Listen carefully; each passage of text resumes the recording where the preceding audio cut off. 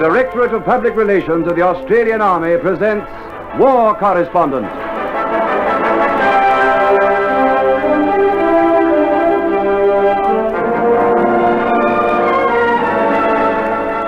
Your name is Mike McCann. You're a war correspondent. For the people of this atomic time who know that peace belongs only to the prepared, you tell these stories of the Australian Army on active service. Your name is Mike McCann, war correspondent.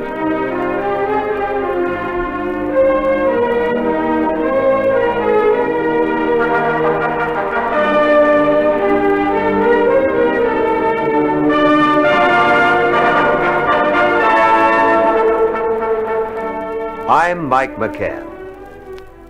The war in Korea bore a strange and terrible resemblance at times to World War I. While peace discussions at Panmunjom dragged on for 2 years, the opposing armies settled down into strongly defended positions. The Allied line went like a scenic railway along ridges and mountain peaks, commanding fields of fire across valleys and paddy fields. Tanks were dug in at strategic points to cover patrols across no man's land. Artillery duels of the intensity of World War I pounded the trench lines. Under those bombardments, and emerging at night for patrols, lived Australian soldiers in sandbag dugouts similar to those their fathers occupied in Gallipoli and France. Steel helmets became standard frontline gear, except for patrols. One Korean battle which bore a marked similarity to the Gallipoli campaign was fought in June 1952, when the 1st Battalion, Royal Australian Regiment, first met the enemy in strength in an action known as Operation Blaze. In many ways, it resembled the assault on the formidable Lone Pine entrenchments carried out on Gallipoli in 1915. The Lone Pine entrenchments on Gallipoli were covered by an entanglement of wire and provided with overhead cover, as were the positions held by the Chinese on Hill 227 in Korea. In that gallant assault on those covered trenches on Gallipoli, it seemed for a time physically impossible for the attacking Australians to penetrate the trench covering of pine planking up through which spat enemy fire. Yes, there was a strange similarity with that historic battle and this other battle which took place in Korea. As their fathers had done on the eve of that assault on Lone Pine, the Australians of the 1st Battalion waited in the sandbag trenches for the signal to begin. What are you sitting there thinking about, Snowy? That girlfriend you left back in Sydney? Oh, no, I was just thinking. Oh, I remember her well. That day we marched through the city. Every bloke in the battalion was onto her. She kept running along down Martin Place there, blowing kisses. I blew her one back myself. But you don't mind, do you, Snowy? Oh, be your age, Spud. She was only a girl I met on leave. You know how it is. Yeah, sure, I know. We didn't see many like that out around Billabong Springs. What were you thinking of, mate? You're always sitting around somewhere thinking to yourself. Well, Spud, if you really want to know, I was thinking how unlucky some poor coots can be. Yeah? Yeah. You remember that first day we came into the line? I'll say. 19th of June. Yeah, I missed the sweepstake on it by 1 day. Well, you remember that Chinese who stood up to have a look at us from his own lines? Remember him? Oh, I'll say. I bet he'll remember us, too. Machine gunners hosed him down like you'd hose down a draft mare on a hot day back home. And that's what I mean. That's how a poor coot can be unlucky. If we hadn't just arrived in the lines, we mightn't have been so keen to bowl him over. Bad luck? Sure, it was bad luck for him. It was good luck for us. He was the first one that the old 1st Battalion bagged. Kind of makes him historic, doesn't it? And that's one way of looking at it, I suppose. One way? It's the only way of looking at it. That's what we came over here for, isn't it? Yeah, you're right, Spud. But I just got to thinking about that Como and wondering if he sort of got sick of being stuck down in trenches like we are. Living in a sandbagged hoochie, like living in a cave. Don't notice you're complaining when the Reds are pelling that artillery and mortar stuff across. Oh, I'm not complaining, Spud. I'm just sort of thinking about it all. Remembering what my old man used to tell me about what it was like on Gallipoli. Like this, I reckon. But she's cosy here, Snowy. You can brew up a cuppa when you feel like it and lie back for a bit of a snore off while they're shelling. It affects different blokes differently. You're a bloke who's been out in the open all his life. Yeah, boundary riding. Do me. And I've been in an office. And yet it's me that doesn't like the hemmed-in feeling. You see what I mean, Spud? I see what you're driving at, but I don't know what you're complaining about. You're going to have all the open air you want in about a quarter of an hour's time. Yeah, I suppose that's what got me thinking, Spud. This'll be the first time we've really had a cracking career, and I'm wondering how we'll go. Forget it. We'll go like steam. Now, you heard what the company commander said. All we've got to do is for A Company to duck across that there no man's land. In daylight? Sure, in daylight. Then we slip into the Chinese trenches across there on that hill 227, drag a few prisoners out, kill a few more, and then come home. That's all? Well, it doesn't worry me. Look at it this way, Snowy. They've given us this body armor, you know, this Yank stuff, and we've got these flamethrowers to burn the Reds up with. Look, I tell you, she'll be a beauty. And you've got Major Thompson out there in front to lead the way. Now, what more could you want? The only thing I want is to be built like you, Spud. The trouble is, I'm a warrior. I think you're Robinson Crusoe, sport. Just because a bloke shoots his mouth off a bit doesn't mean he isn't worrying. But worrying never got the nag fed and groomed. Anyway, we came here to do a job, and I just as soon get on with it. Me too. Hey, company assault and demolition platoon, stand to. And there she is. Line up at the barrier, eh? Tell you something, Snowy. I could do with a couple of pints of beer.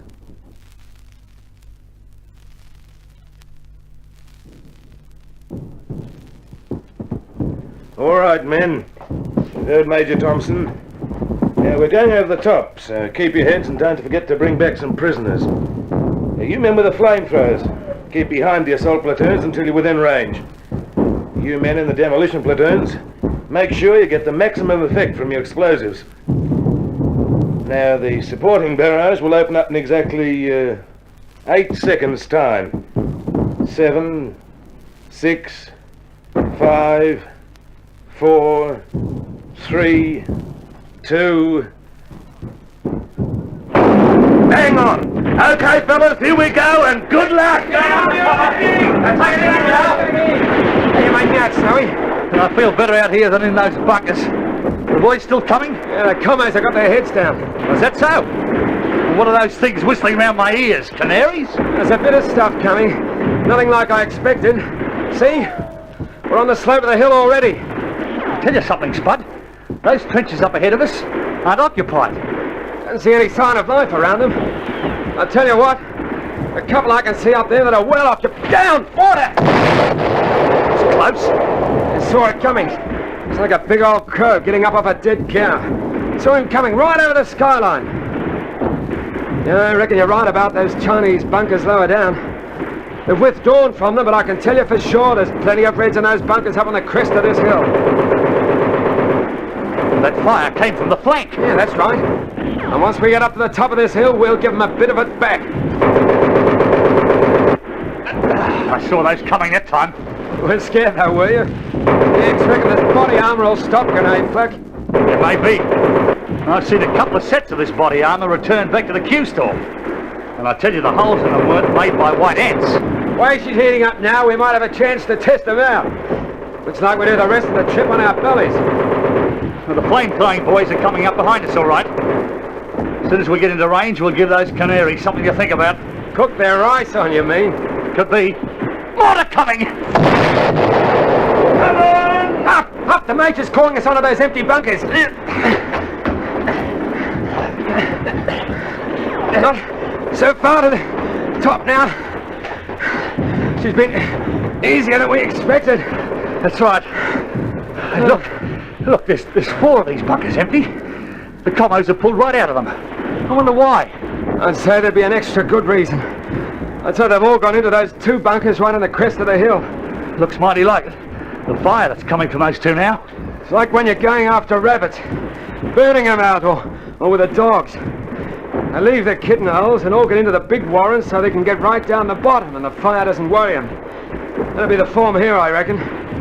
We'll wake up to our flamethrowers. Now, there's the Major out again. He's calling on us. Come on, Spud. Those chinks don't like us, mate. I'd say you're right. But they're going to like us even less when we get close up to them. I reckon this is just the distance for a few grenades, Spud. What do you say? Suits me. Come on, we'll toss some over. Try that for size! There's that for a throw in from the outfield. Beaut! Dead on it! Sign you up for the Billabong Springs first 11. Come on, the Major's calling us on for the final sprint. They're whacking her out now, Snowy. I'll say they are. But what puzzles me is why our grenades haven't quietened them down. Can you see any of them yet? Not a sign. All I can see is where they've turned the earth over on top of the bunker. Not even a Chinese skull to be seen. Yes, Snowy. Lying here, I got a funny sort of feeling. Yeah? I got a feeling that these Reds are going to be mighty hard. Could be right. But they've given away 4 of their 6 bunkers already. That's it, Sport. That's the giveaway. Like I said before, they left the bunkers they couldn't defend and got themselves tucked away into these couple they reckon we can't ship them out of. We'll soon see about that. The Major's calling the flamethrowers up. What's this? Sure, but from closer up. Come on, let's get up with those boys and see what gives. Look at that, Snowy. Just take a squint at that. No wonder our grenades weren't doing the Reds much harm. See it? I see it. They've got the top of those 2 bunkers covered in. The flames can't get in. Those Reds are sitting under there like rabbits in a warren. Except these bunnies are having a shot back. Where's that commo firing from? Up the slope. Higher up the hill there. That'll be where the entrance is. Why don't they throw the flames in there? That'd scorch the commos out. Well, I'll give you the answer to that one. The commos have got that entrance well under fire.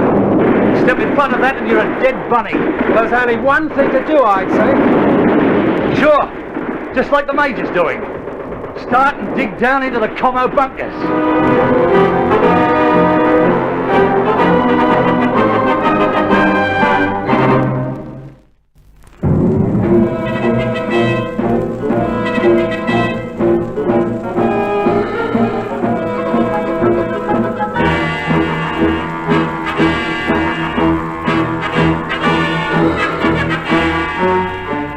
As at the Lone Pine on Gallipoli, the attacking Australians in Korea found that the enemy bunkers on the hill to be captured had been covered so that the assaulting troops found they could not reach the enemy.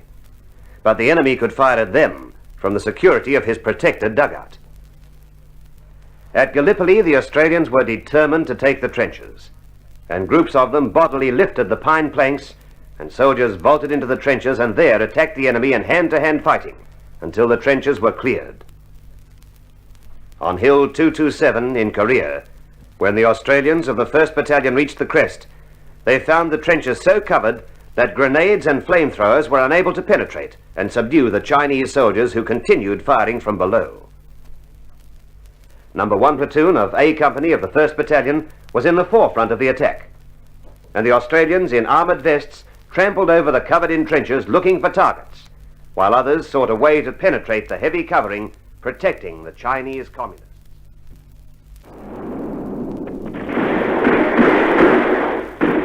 Righto! A few of you fellas across here. Get to work with your entrenching tools. See if you can dig through and down to these bunkers. Come on at the double!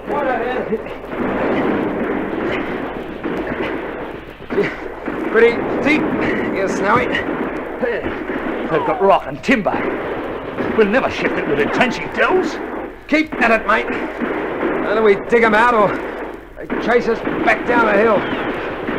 Talk about digging rabbits. No time for talking. Yeah, I reckon this covers a few feet thick. No wonder they ducked out of these other bunkers. Hold it for a sec. The blokes from number 1 section are going to try a frontal attack. They're making their way around the side of the ridge. That's really looking for strife. The entrance of these bunkers will really be rugged stuff. The Chinese will have every gun, mortar and grenade they've got waiting for some of our blokes to show their faces at the entrance. Nobody's got any illusions about that. But those blokes are still heading round that way. They're almost level with the entrance now. There they go. Well, they must go down. Comos are tossing a lot of them. They're still going in. Two of them made it, Snowy. Two of them got through that lot. They must have been hit. Come on, let's give them a hand. There, come on, boys! Get down, Snowy! Let's murder to stand up in front of that entrance. Yeah, I can see that, but the blokes have gone down. You see the two lads who got in? I can see them all right. They're both down. Wounded, I'd say, by the way they're lying. We'll have to get to them quick, smart. You see any combos in the bunker? No. All I can see is the flash of their guns firing and their mortars and grenades coming out. Keep down now! There's something on. Platoon commander spinning along on top of the bunker. See? Here he comes. Hells, bells! What was that? I don't know, but it was inside the bunk. Platoon commander's disappeared. He's vanished off the earth. That bunker's collapsed, Spud, that's why. Something went off inside there with one mighty bang and blew the roof in. We just happened to be on top at the wrong time. Come on then, let's see if we can find him. Look at that hole, will you? There he is, down among that wreckage. Looks okay. Yeah, he's Jake. He's climbing out. Oh, more than the commos who were in there can do. Yeah, they're chopped suey by now. The flame-throwing boys are giving it the final taste. Their mates in that other bunker are having a go now. Keep down, Snowy! And they're well covered, too. Where does this other bunker run from? All I can see is the turned dirt. Follow that. You see? See, she runs at right angles from this one that just blew up. We'd better have another go at digging down through the top cover.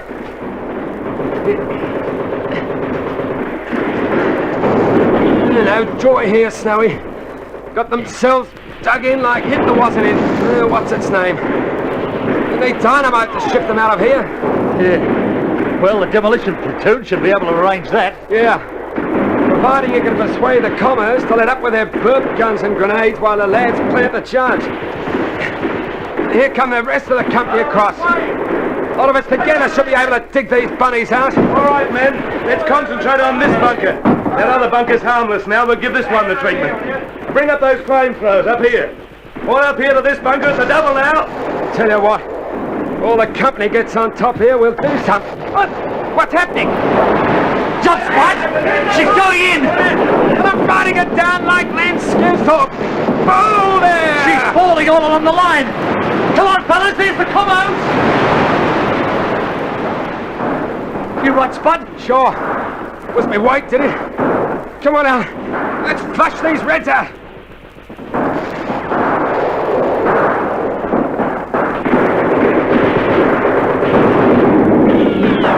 Rest of the boys are racing up now. Fighting on this the front, eh?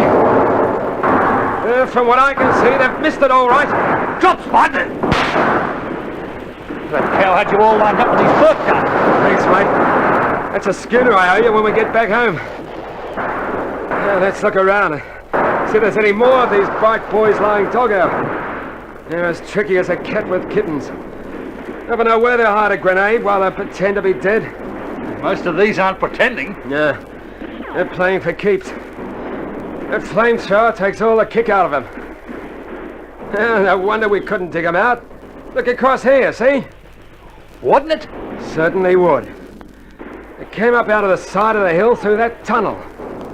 Yeah, what did she be? 2 foot square? Wouldn't be any more. She goes down pretty steep, too. I'll have a look. Just stay back for a minute or so, mate, until one of the boys with the flamethrower sterilizes it a bit.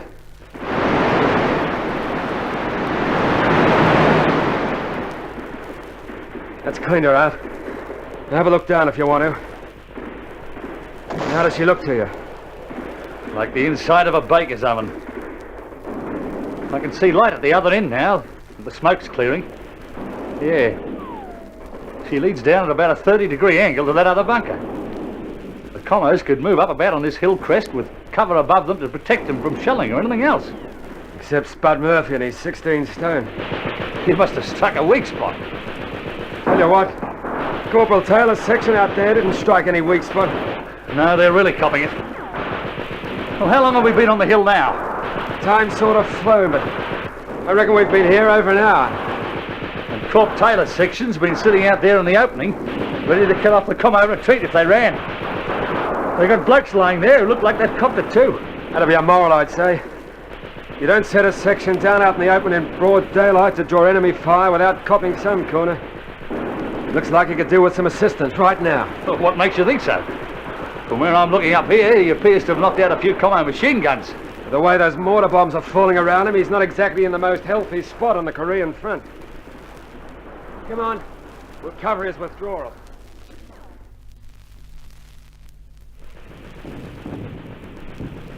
So that's what it's like in action. It's not the real thing, it's a pretty good imitation. I wouldn't say it was a screaming success. No. 4 of our blokes dead and 34 wounded. Yeah, that was tough. I wasn't meaning that. I meant we didn't get any prisoners. Killed a whole lot of Comos, though, Spud. Sure. That was only part of the job. We were supposed to bring some back alive. That turned out to be impossible. Snowy? What is it, Spud? That Lone Pine battle you were telling me about at Lone Pine. The one your old man was in. Yeah? Well, the one I was saying was a bit like this stash today. Yeah, that's the one. Snowy, did those diggers get any prisoners out of that blue? Yeah. Yeah, they did. I'm pretty certain they got some. Yeah. Yeah, you see? The old diggers were tougher. They got a job, they did it. Oh, break it down, Spud. That show was different. There were 3, maybe 4 Australian battalions in that blue at the Lone Pine. There's only one company of us in this show today. Don't like it, Snowy. Just don't like it. Those old blokes were mighty tough soldiers. I've often heard old codgers say that. And I'm inclined to believe it until I see different.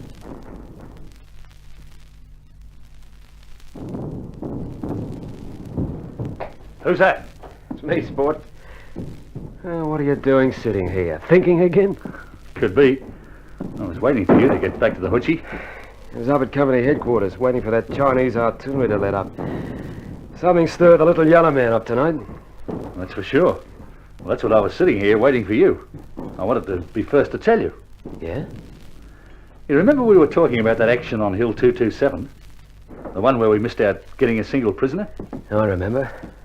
It stuck in me gizzard. Well, you heard Lance Corporal McCarthy took a section of Charlie Company out tonight. No, Dave McCarthy? Yeah, Dave McCarthy. He took a fighting patrol out tonight. Half his luck. And run into an ambush. Tough? Knocked off? No. He and his section ran into this ambush out there. A big mob of Chinese were dug in along a ridge overlooking a creek down there. And they were strung out like geese when the commos opened up. Yeah? Not nice. Well, so Mac yells out to his section to charge, and up the side of the creek they go, throwing grenades and firing from the hip. And the Chinese took off, leaving a couple of dead uns behind and 2 pretty cook wounded. What a turn-up. Yeah, and he chased the Chinese right back to their main line of defence. And stood on top of the red trench and threw all the grenades he had left into the trench and then emptied his Tommy gun into them too. You beauty, Mac. You'll do me for a rough old mate. And then he set off back through no man's land. Still looking for trouble? Nothing else. And he comes face to face with a big Chinese soldier armed to his yellow teeth. And because Mac's got no grenades or ammo left, he grabs this red character by the throat before he can open fire. And throws him then, takes his rifle off him and 3 grenades. What a man. Quite a man. And he wheels the big commo around and takes him back to where the rest of his patrol is waiting, and they bring the Chinese back in as a prisoner. You wouldn't read about it, Snowy. Wouldn't read about it in 1,000 years. Nice work, eh? I reckon those blokes at the Lone Pine might have dipped the old into that one, eh, Snowy? You know, it makes me feel a whole lot better somehow.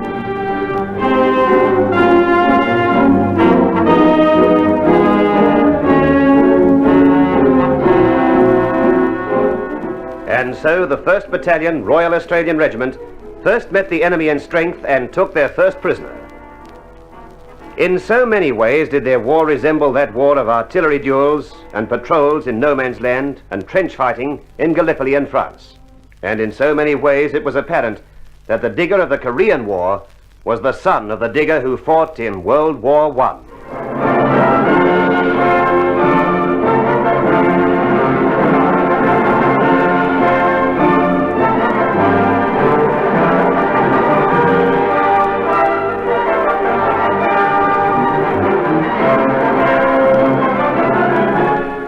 War Correspondent, recorded by Robert Peach Productions, is presented for your entertainment by the Australian Army's Directorate of Public Relations.